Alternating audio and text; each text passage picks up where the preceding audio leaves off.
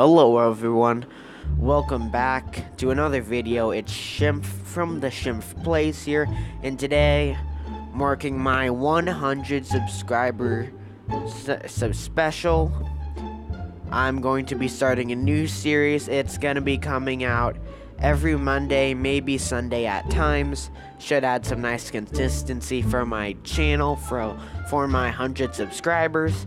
Thank you guys so much for 100 subscribers. It means a lot to me. And yeah. Alright, so we're going to be looking at the deals of the biggest free agent signings of the off-season. Normally, every Monday, I'm just going to be, I'm going to be showing you guys trades and free agent signings and stuff like that, and injury updates of things that have happened in the past week. Just things I believe are noteworthy and what you guys should know. So, I think all my articles are coming from MLB.com. So the first one, the series is just gonna be letting me telling you guys my thoughts on free agent signings and trades and injury updates and stuff. Alright, so our first story, the Phillies signed Arrieta to a multi-year deal. It was a 3-year, $75 million deal. This is a nice deal for the Phillies. I do feel like they're my sleeper team. I feel like the Phillies will go out there and compete for a wild card spot just because of, Rhys Hoskins. Obviously, they got Carlos Santana earlier in the offseason. Then they go out there and get Jake Arrieta, who is a really nice piece. I like their farm system. So, and they have lots of money to spend, so they can go out there. Expect them to be active in the next year's free agent off season with the loaded free agent class. If you don't know who's going to be in the free agent class next year, Bryce Harper's one of them. They might sign them. I'm not exactly sure about that. I would say it's a flip of a coin if they sign him or not. Not sure, but they have lots of money to spend. Clayton Kershaw can opt out, so if he wants to become a free agent, he will become a free agent. Andrew Miller also becoming part of the massive free agent class. Charlie Blackmon, Machado, Donaldson. Those are some guys off the top of my head. So our next story kind of hits home for me.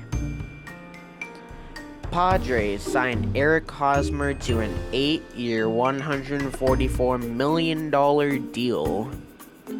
Now, $144 million is the largest contract ever in Padres history. I personally really like Eric Hosmer. He used to be on my MLB Perfect Inning Live team until I traded him out to make room for Smoke. He's a real nice left-handed bat, which is something the Padres did lack. He won a Gold Glove last year, 318. I think it's 25 or 26 home runs last year. The Royals were another team that was really in on this.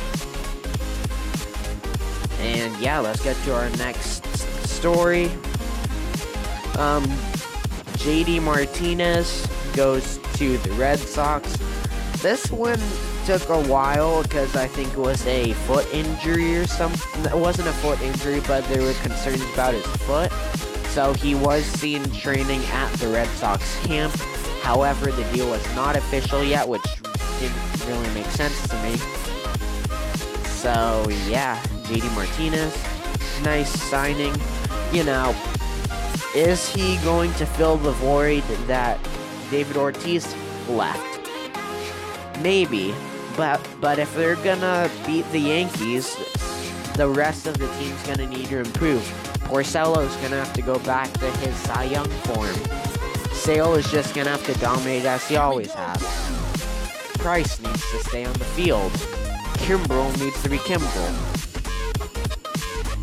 Mookie Betts needs to go back to his MVP form is possible MVP. I don't think he won last year. No. I forget who. Oh yeah, Mike Trout won. Not last year, but in 2016. And, alright, so moving on to our next story. Wade Davis, 3-year deal to the Colorado Rockies. Now, this is a good signing for the Rockies. They made the same offer to Greg Holland. He denied it. And personally, if I were a free agent right now, I would be terrified, and I'm going to get into a little more into this later as we look at some of our other stories. I think it's the last story on here, but... So yeah, they say they want to build a super bullpen. Wade Davis will certainly be a nice piece. You know, Colorado, the starters are not going to go as long as they would in, say, San Diego or somewhere like that. Or, can't think of many pitchers parks off the top of my head. Like, any pitchers park, the starters are going to go deeper in games, but Coors Field is a hitter's paradise. So, if you're going to play in Coors Field, you should have a deep bullpen.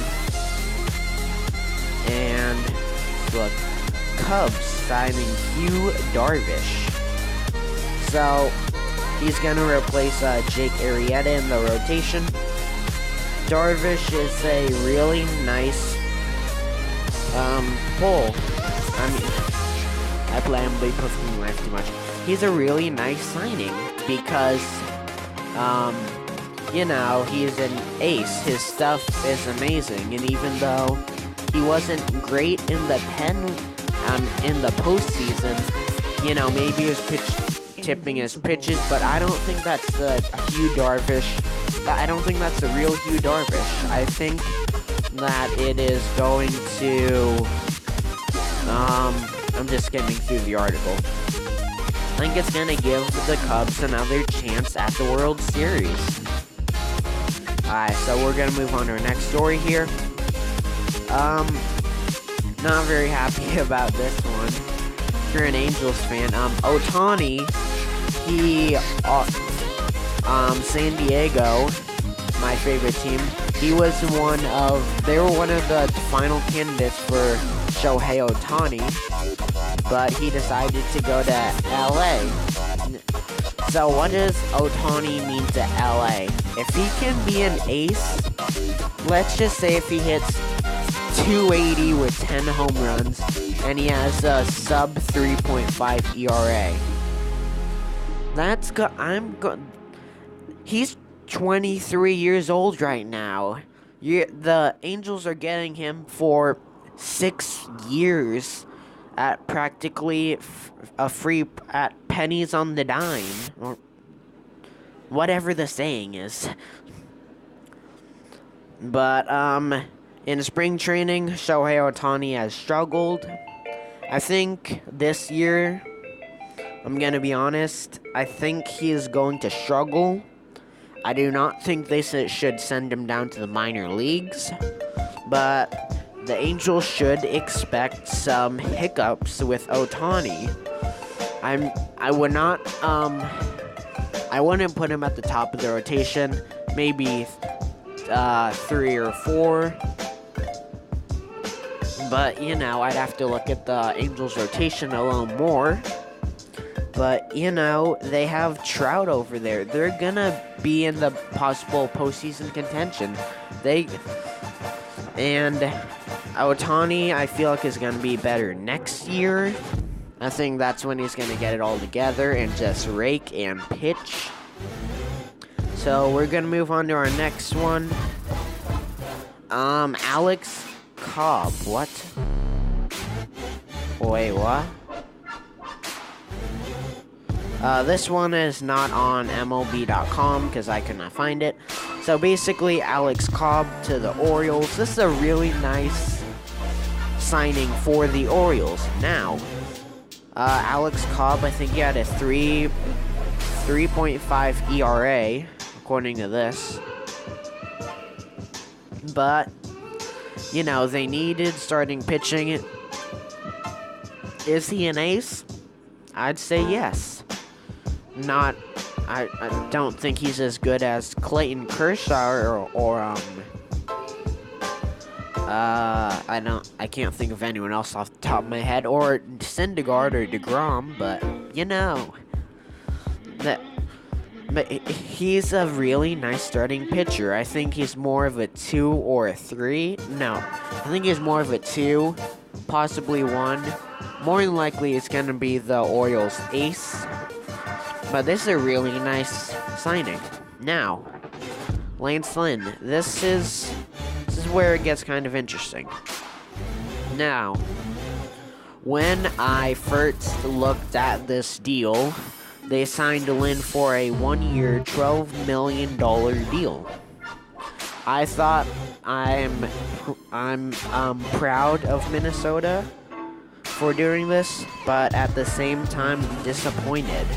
Why am I disappointed? I'm disappointed they did not sign him to a longer year deal, because they're going to need more starting pitching in the long run.